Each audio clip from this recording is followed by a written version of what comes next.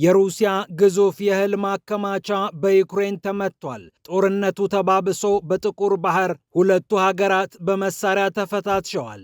የሩሲያን ባሊስቲክ ሚሳኤል ማስቆም አልቻልኩም ያሉት የዩክሬኑ ፕሬዝዳንት ቮሎዲሚር ዜሌንስኪ ደግሞ ሲኤንኤን ላይ ቀርበው አሜሪካ ካላት የፓትሪዮት የአየር መከላከያ ስርዓት ተተኳሽ 10 በመቶውን ትሽጥልኝ ሲሉ ጥሪ አቅርበዋል።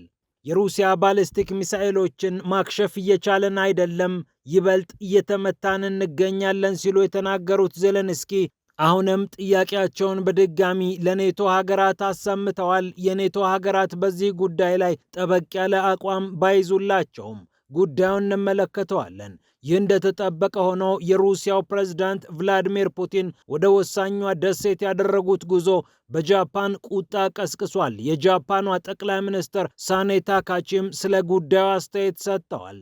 ጃፓን ይገባኛል በምትላት ደሴት ላይ ተገኝተው ነው ቭላዲሚር ፑቲን ጦራቸውን የጎበኙት፣ ማስጠንቀቂያም የሰጡት። ይህ ደግሞ ጃፓንን አስቆጥቷል። በሁለቱ አገራት መካከል ከባድ ውጥረት ተከስቷል።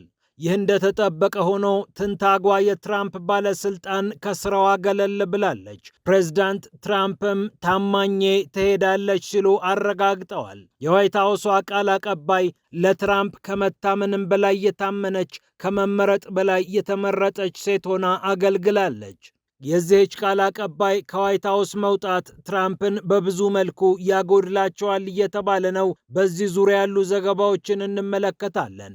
ይህ እንደተጠበቀ ሆኖ በአሜሪካ መብረቅ ወርዶ በእስር ቤት ውስጥ የነበሩ ታራሚዎችን ጎድቷል፣ ወደ ሆስፒታልም አስወስዷል። እንዲሁም የወሳኙ የአሜሪካ ጦር ሄሊኮፕተር አብራሪዎች ሕይወታቸው አልፏል። ሄሊኮፕተሩም ተከስክሷል። አሜሪካ አሉኝ ከምትላቸው ወሳኝ ሄሊኮፕተሮች መካከል አንደኛውና ዋነኛው የሆነው ይህ ሄሊኮፕተር መከስከሱ አሜሪካን አሳስቧል። ጉዳዩን እንመለከተዋለን።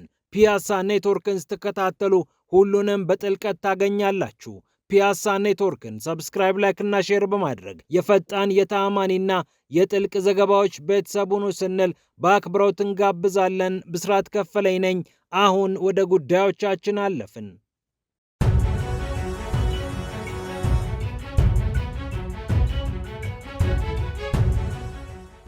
የጥቁሩ ባህር ፍልሚያ ቀጥሏል። የሩሲያ እህል ማከማቻም በዩክሬን ድሮን ጥቃት ተሰንዝሮበታል። ኖቮሮሲስክ በመባል የሚታወቀው የሩሲያ ወደብ በርካታ እህል ባከማቸበት አካባቢ ነው ጥቃት የተፈጸመበት። የዩክሬኑ ፕሬዝዳንት ቮሎዲሚር ዜሌንስኪ በጦር ጀት በድሮንና በሮኬት የታገዘ የተቀናጀና በአይነቱ ልዩ የሆነ ኦፕሬሽን ሩሲያ ላይ ፈጽመናል ሲሉም ተናግረዋል።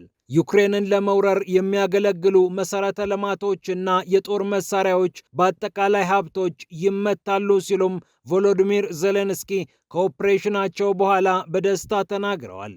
በሴቫስቶፖል ተመሳሳይ ጥቃት ከተፈጸመ በኋላ ሩሲያ የኃይል ማስተካከያ አድርጋ ወደ ኖቮሮሲስክ ትኩረት አድርጋ ስትንቀሳቀስ ቆይታለች። አሁን ደግሞ ይህንን ያስተዋሉት ዜሌንስኪ ኖቮሮሲስክ እንድትመታ ተደጋጋሚ ጥቃት ሲያዙ ቆይተዋል። እጅግ ግዙፍ ከሆኑ የሩሲያ ወደቦች መካከል አንደኛው የሆነው ኖቮሮሲስክ እህል ያከማቸበት ስፍራ በተደጋጋሚ ፍንዳታ ተናውጧል ሲል የዘገበው ቢቢሲ ነው።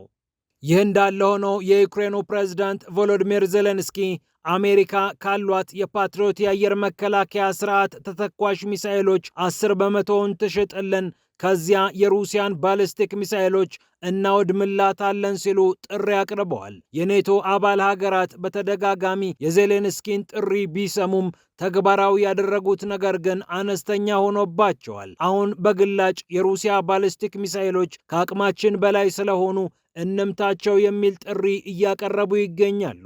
በሚሊዮን የሚቆጠሩ የስልክ ጥሪዎችን አድርጌያለሁ የሚሉት ዜሌንስኪ ምላሽ እንዲሰጣቸው አጥብቀው ነው የጠየቁት።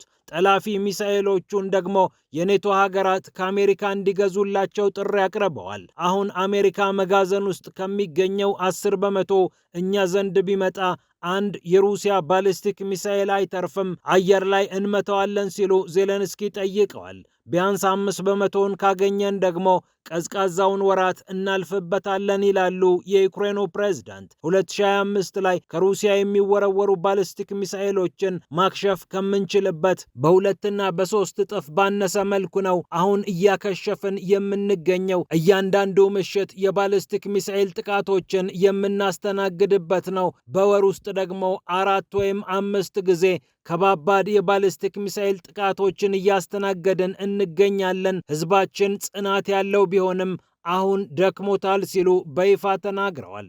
በኢራኑ ጦርነት ምክንያት በከፍተኛ መጠን ዝቅ ያለው እንደ ሮይተርስ እና እንደ ተለያዩ የአሜሪካ መገናኛ ብዙሃን ደግሞ ሙጥጥ ብሎ እያለቀ ነው የተባለለት የአሜሪካ የፓትሪዮት ተተኳሽ ቁጥር መነጋገሪያ ሆኖ ሰንብቷል። ዜሌንስኪ ደግሞ አላውቅላችሁም ውለዱልኝ ብለው ጥሪ አቅርበዋል። ፖለቲኮ ከሰሞኑ እንደዘገበው ጀርመንና ፖላንድ ለራሳችን የሚበቃ እንጂ ላንቺ የሚተርፍ የለንም፣ ከፈለግሽ እነ ስፔንን ጠይቂ ብለው በይፋ ምላሽ እንደሰጡ መዘገቡ ይታወሳል።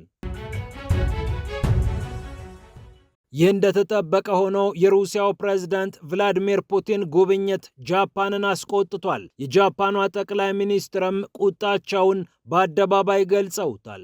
ቭላዲሚር ፑቲን የኩሪል ሰንሰለታማ ደሴቶችን ነበር የጎበኙት። ይህ በታሪክ ለፑቲን የመጀመሪያው ተብሎ የተገለጸ ጉብኝት ነው። የኩሪል ደሴቶችን በተመለከተ ደግሞ ጃፓን የይገባኛል ጥያቄ አላት። ሩሲያ ኢቶሮፕ የምትላት፣ ጃፓን ደግሞ ኢቶሮፉ ብላ የምትጠራትን ደሴት ነው ፑቲን የጎበኙት። ሁለቱ ሀገራት የሚወዛገቡበትና ከሁለተኛው የዓለም ጦርነት በኋላ ስምምነት ያልተደረሰበት የዚህ የደሴት ጉዳይ ሁለቱን ሀገራት በየወቅቱ ሲያከራክር ቆይቷል። መግለጽ በምንችለው ቋንቋ ሁሉ ድርጊቱን እናውግዛለን ያሉት የጃፓኗ ጠቅላይ ሚኒስትር ሳኔ ታካቺ ሁለቱ ሀገራት ላላቸው ግንኙነት መልካም አይደለም፣ ለፑቲንና ለሩሲያ መንግስት ያለን መጥፎ ስሜት እንዲጨምር የሚያደርግ ነው ብለው ተናግረዋል። የኩሪል ደሴቶች ሆኬዶ ከተባለችው ሰሜናዊ ጃፓን፣ ካምቻትካ በተባለችው የሩሲያ ግዛት መሃል የሚገኙ ናቸው። በሁለተኛው የዓለም ጦርነት ጃፓን ድል ስትደረግ ሶቪየት ኅብረት አካባቢውን ተቆጣጥራ ቆይታለች። ጃፓኖች እንደሚሉት ሶቪየት ኅብረት አካባቢውን ስትቆጣጠር ከ17,000 በላይ የሚሆኑ የጃፓን ዜጎችን ከደሴቶቹ በመንቀል ነው።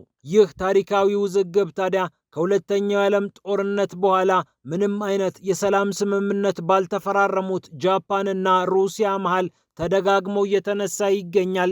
ለዚህም ነው የጃፓኗ ጠቅላይ ሚኒስትር ቁጣቸውን የገለጹት። ይህ እንደተጠበቀ ሆኖ የአሜሪካው ፕሬዝዳንት ዶናልድ ትራምፕ ትንታጓን ቃል አቀባያቸውን አጥተዋል።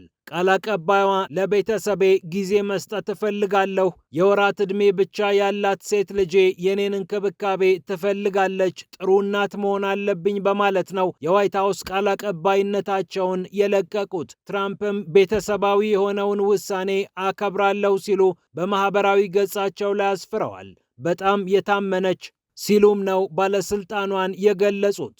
የ28 ዓመቷ ካሮሊን ሌቪት ኮስተር እያለች በምትናገረው ንግግሯ ይበልጥ ትታወቃለች። የትራምፕን ጥቅሞችን፣ ፍላጎቶችን በሚገባ የተረዳችው ነገሮች ፊት ለፊት ሲመጡባት ማስቀየስን፣ ትላንት የተናገረችውን ነገር በመድገም ሙግቶችን ለማለፍ የምትሞክርበት መንገድ ጥሩ ቃል አቀባይ አስብሏት ቆይቷል። በየደቂቃዎቹ በየሰዓቱ ሐሳባቸውን የሚቀያየሩትን ትራምፕን ቃል አቀባይ ሆኖ መቆም በእርግጥም ከባድ ሥራ ነው ይላል የሲኤንኤን ዘገባ። እናም የካሮሊን ሌቪት አይነት ጠንካራ ሰው ማግኘት ለትራምፕ ፈተና ይሆንባቸዋል ነው የሚባለው። በ27 ዓመቷ የዋይት ሀውስን ቃል አቀባይነት ስልጣን የተጎናጸፈችው ካሮሊን ሌቪት በቦታው ላይ በእርሷ ዕድሜ ያለ ሰው ተቀምጦ ስለማያውቅ ታሪክ ሰርታ ነው ከመንበሯ የምትነሳው። ፖለቲካና ኮሚኒኬሽን የተባለ ትምህርት በዲግሪ ደረጃ የተማረችው፣ ለትራምፕም በምክትል ቃል አቀባይነት የሰራችው፣ ኮንግረስ ገብታ ያልተሳካላት በጣም አጭር በሚባል ጊዜ ብዙ ነገሮችን ለመነካካት የሞከረችው ካሮሊን ሌቪት ሁለተኛዋ ልጇ በግንቦት ወር ስትወለድ ጊዜ አልሰጠዋትም የሚል ምክንያት በመጥቀስ ነው ከትራምፕ የምትለየው። ይህ እንዳለ ሆኖ በአሜሪካ የወረደው መብረቅ እስር ቤት የነበሩትን ታራሚዎች ሆስፒታል አስወስዷቸዋል።